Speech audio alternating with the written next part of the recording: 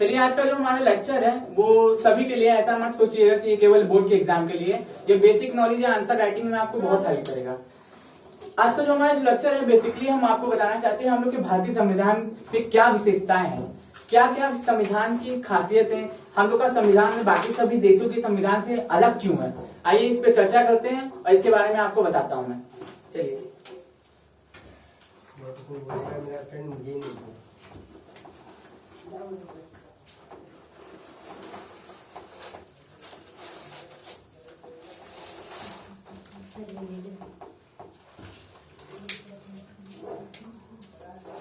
देखिए, सबसे पहले हम स्टार्ट करते हैं कि भारतीय संविधान की विशेषता क्या है।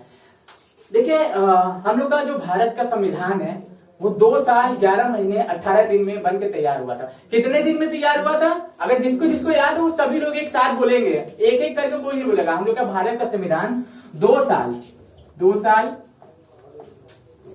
11 महीने और 18 दिन 11 महीने और 18 दिन में बन के तैयार हुआ था। ये सभी को पता है कि भारत का संविधान 2 साल 11 महीने 18 दिन में बन के तैयार हुआ। लेकिन हम लोग की संविधान में विशेषता क्या अलग है? अब हम लोग कंपेयर करें ब्रिटेन की संविधान की, तो ब्रिटेन में क्या है? हाउस ऑफ लॉर्ड्स है, हाउस ऑफ कॉमन्स है, और क्या है वहां पे? क्या है? वंशानुगत शासन है। अब जैसे कि मान लीजिए अगर वहां पे कोई प्रेसिडेंट है, अगर किंग है, किंग का शासन है, तो वो राजा का बेटा ही राजा बनेगा। यहाँ पे ऐसा नहीं है। यहाँ पे राष्ट्रपति जो है, उपराष्ट्रपति जो है, प्रधानमंत्री जो है, वो सभी क्या होंगे? निर्वाचित होंगे। अब ये नहीं होगा कि अगर हम राजा हैं तो मेरा पुत्र राजा बनेगा, तो उनका पुत्र राजा बनेगा। तो ऐसा भारत के संविधान में शामिल नहीं किया गया है। संविधान को इस तरह बनाया गया है ना, किसी के साथ कोई भेदभाव ना हो, सभी को बराबर का मौका मिले। अगर मैं उस लायक हूँ, मैं 35 वर्ष एज पूरा कर चुका हूँ, मेरे पास 50 प्रस्तावक है, 50 अनुमोदक है, तो मैं उनके साथ जाके प्रेसिडेंट का चुनाव लड़ सकता हूँ। अब ये जरूरी नहीं है कि मैं राजा रहूंगा तभी जाके चुनाव लड़ूंगा। तो इस पे आप गौर करिएगा कि हम लोग के भारतीय संविधान की विशेषता क्या है कि यहाँ पे सभी को मौका मिलता है। कोई भी चाहे संसद के पटल पे जा सकता है अगर वहां के नियम कायदे कानून को वो फॉलो करता है। तो पहला हम लोग ले सकते हैं कि यहाँ पे जो हम लोग का प्रतिनिधि होता है वो निर्वाचित होता है। क्या होता है? निर्वाचित होता है। जैसे कि मान लीजिए कि ग्राम पंचायत में प्रधान होते हैं, वो भी निर्वाचित होते हैं। हम लोग का जो सांसद होते हैं वो भी निर्वाचित होते हैं। हम लोग के जो प्रधानमंत्री होते हैं वो भी अपॉइंट होते हैं, प्रेसिडेंट के द्वारा। पहले निर्वाचन करके उनकी प्रक्रिया को पूरा किया जाता है, फिर वो अपॉइंट होते हैं। ये नहीं होता है कि हम सांसद हैं तो मेरा बेटा है उनको ले आके सांसद बना दो, ऐसा नहीं करते हैं। वो भी क्या होता है? निर्वाचित होता है। इसलिए हम लोग के भारत में क्या होता है, हम लोग का कोई भी प्रतिनिधि होता है, हम लोग का कोई भी कैंडिडेट होता है वो क्या होता है? निर्वाचित होता है। दूसरा, एकल नागरिकता का प्रावधान है। एकल नागरिकता का प्रावधान है। अब कई लोग सोचेंगे कि एकल नागरिकता क्या है? क्या एक लोग को बुला के लेके आएंगे, वो दूसरा हमारा हाथ पकड़ लेगा, एकल नागरिकता का लाएगा? नहीं। एकल नागरिकता का मतलब होता है कि हमें केवल भारत की नागरिकता लेनी होगी। जैसे कि हम सभी जानते हैं कि भारत में 28 राज्य हैं और 8 केंद्र शासित प्रदेश हैं। कितने राज्य हैं? 28 राज्य हैं और 8 केंद्र शासित प्रदेश है। तो क्या हम एक एक राज्य की नागरिकता लेते हुए चलेंगे? फिर पहले उत्तर प्रदेश के लिए, फिर बिहार के लिए, फिर लखनऊ के लिए, फिर झारखंड के लिए? तो ऐसा नहीं है। इसलिए हम लोग क्या करते हैं? हम लोग केवल भारत की नागरिकता लेते हैं और वही हमारी नागरिकता पूरे भारत में सर्वमान्य होती है।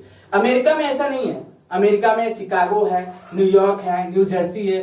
तो जहां रहते हैं ना, पहले वहां की नागरिकता लो, फिर अमेरिका की नागरिकता लो। प्रेसिडेंट के पास जाएंगे, कहाँ के नागरिक हो? अमेरिका के। दिखाओ, प्रूफ दिखाओ। यहाँ पे क्या है? आधार कार्ड देख लो भैया, पैन कार्ड देख लो भैया, क्या है? हम भारत के नागरिक थे। लेकिन वहां पे ऐसा नहीं है। अमेरिका में क्या है? दोहरी नागरिकता का प्रावधान है। हम लोग के भारत में क्या है? एकल नागरिकता का प्रावधान है। अब जैसे कि हम यहाँ से एग्जाम्पल ले लेते हैं, अगर हम यूपी में रहते हैं, यूपी के वाराणसी में रहते हैं, अगर हम जा रहे हैं झारखंड में, तो हम क्या बोलेंगे? हम कहाँ के नागरिक है? भारत के नागरिक है। ये नहीं बोलेंगे कि हम भारत में क्या नाम है, यूपी के नागरिक है। हम क्या बोलेंगे? हम भारत के नागरिक है, यूपी के निवासी हैं। इसलिए हम लोग के भारत में क्या है? एकल नागरिकता का प्रावधान किया गया है। दूसरा, तीसरे पे आते हैं। तीसरा क्या है? मौलिक अधिकार।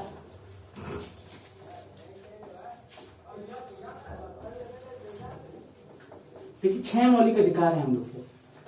अगर 6 मौलिक अधिकार याद ना हो ना, तब भी आंसर राइटिंग करते थे मैं केवल लिख देंगे ना हम लोग के पास 6 मौलिक अधिकार है, एग्जामिनर खुश होकर नंबर दे देगा।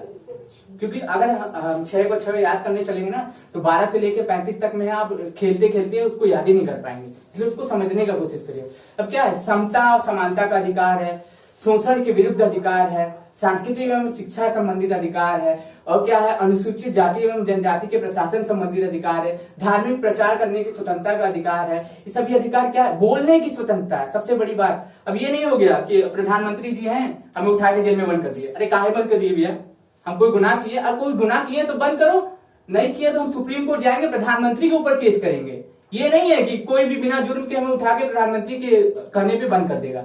मेरा गुनाह बताओ, हम कोई गुनाह किए, कोई अपराध किए हैं, वो हमें बचाता किससे? ये मौलिक अधिकार। मौलिक अधिकार इतना इतना ताकतवर है, इतना ताकतवर है, ये भारत के हर एक नागरिक को मिलता है।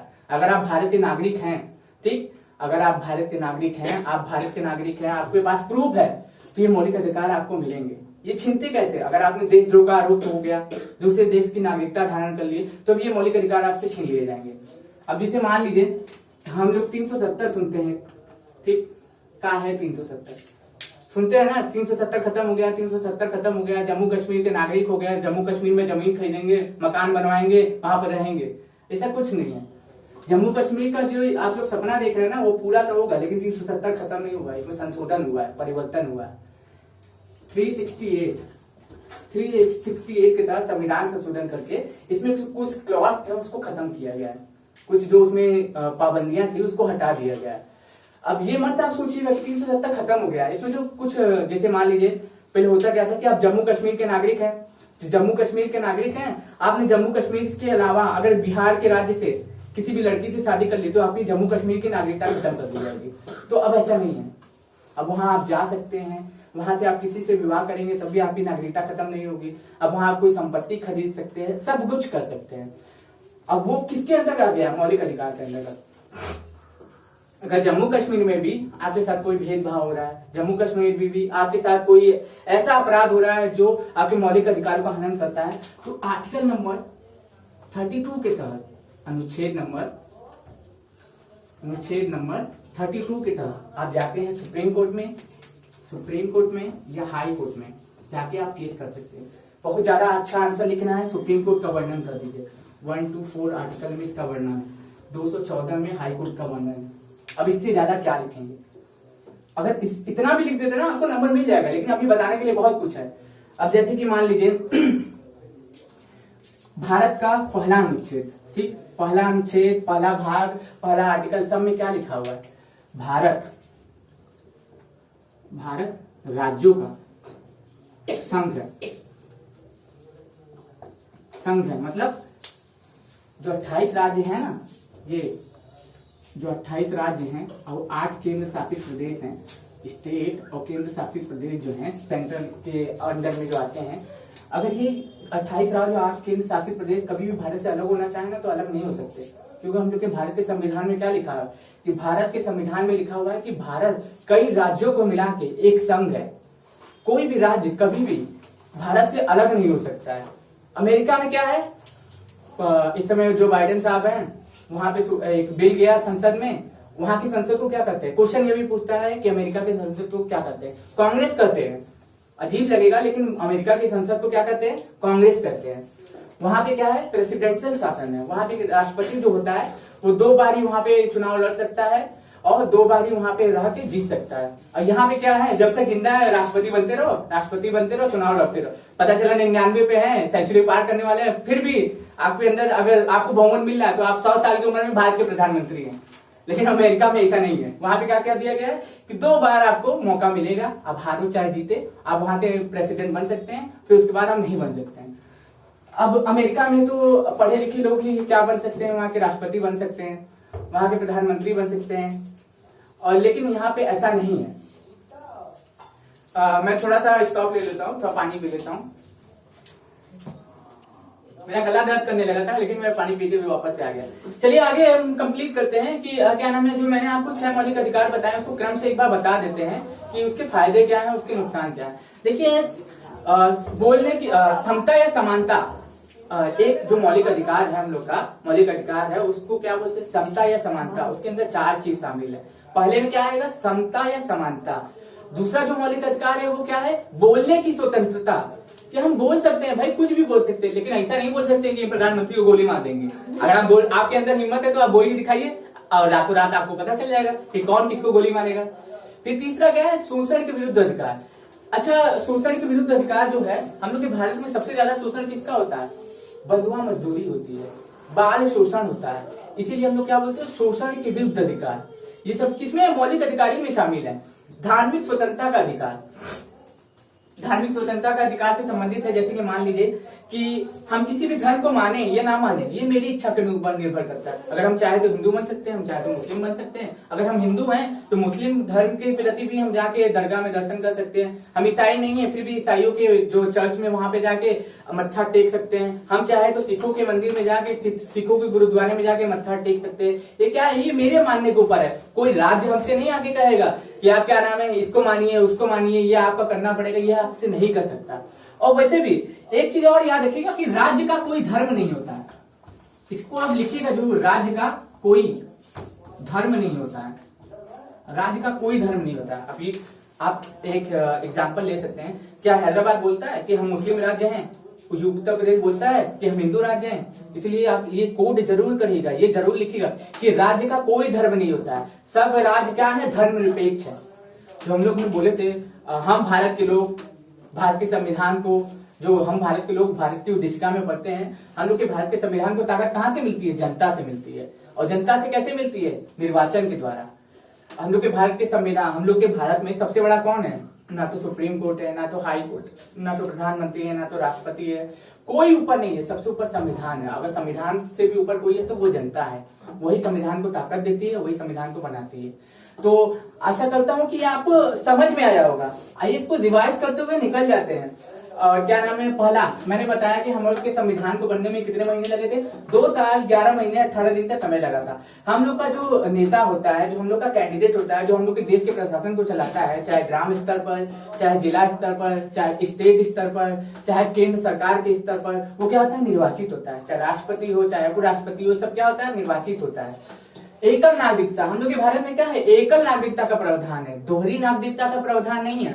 हमें केवल और केवल भारत की नागरिकता लेनी होती है और किसी भी राज्य की नागरिकता लेने की आवश्यकता नहीं है। नागरिकता का वर्णन है 5 से 11, अनुच्छेद नंबर 5 से 11 में नागरिकता का वर्णन है। अगर आप लिखना चाहें तो लिख सकते हैं, इसमें कोई बुराई नहीं है। आप जितना जानेंगे वो आपके लिए उतना कम रहेगा।